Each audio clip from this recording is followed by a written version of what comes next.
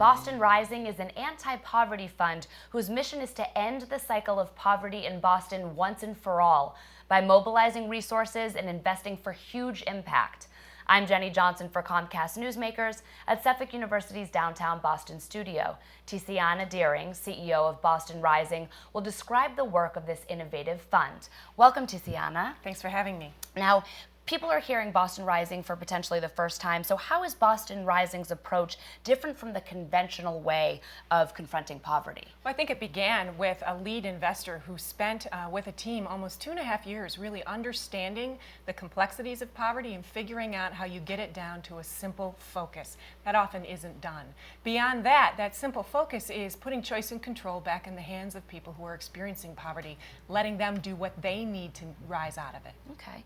Now, Boston Rising makes reference to the rising class, which are these people that you're talking about. So does Boston Rising see people in a different light, and how do you do so? We are deeply committed to seeing people in a different light. Saying the rising class is not just another way to say poor. It's much more than that. It's understanding that the vast majority of people have aspirations. They're full of potential, and they want to do more for themselves and their families. Our poverty approach over the last few decades has really focused on the limitations of people who are experiencing poverty, understanding that people are members of the rising class, that they're rising all the time, and especially if given access to some resources, changes how you think about the work and it makes you invest better. And the perception is that using words like weak, when really they're not. That's right. I mean, we are actually all in this together. We're all participants in the American dream.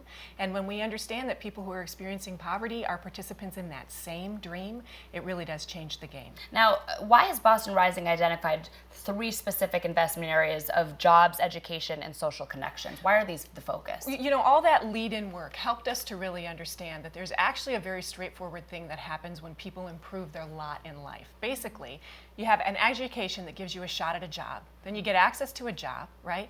And along the way, and this is actually pretty different than we've thought about it historically, along the way you have a few important social connections, whether it's neighbors who help each other out or somebody you know who tells you about that first job or that one scholarship or gives you that one shot that changes the game. Most of us have a story like that, and we want everyone to. Now, I want to talk about an initiative, and if you can describe a little bit about the goals of Grove Hall Trust, which is a resident-led neighborhood foundation. Yeah, you know, at the beginning I mentioned that we really focus on choice and control being in the hands of families and communities who are experiencing poverty.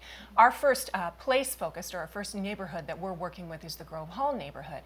And what we've done with the Grove Hall Trust is say, here's $250,000. All the trustees will be people who live and work in Grove Hall.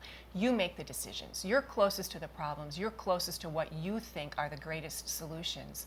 Here are the resources. You make the investment decisions that you think will drive the change you want to see. So it's the people in this community that are actually serving as the trustees for this development. And it's great civic leadership. I mean, people who have these opportunities become strong civic leaders. So let's talk about how this redefines philanthropy, the work you're doing with Boston Rising. Well, it's interesting. You know, even the things that I've laid out for you so far really are quite a different approach. There's been some movement in our world called grassroots philanthropy, where you do try to put more control in the hands of individuals. But it's our entire worldview, and it looks at poverty in a different way, and it looks at the strengths of individuals in a different way.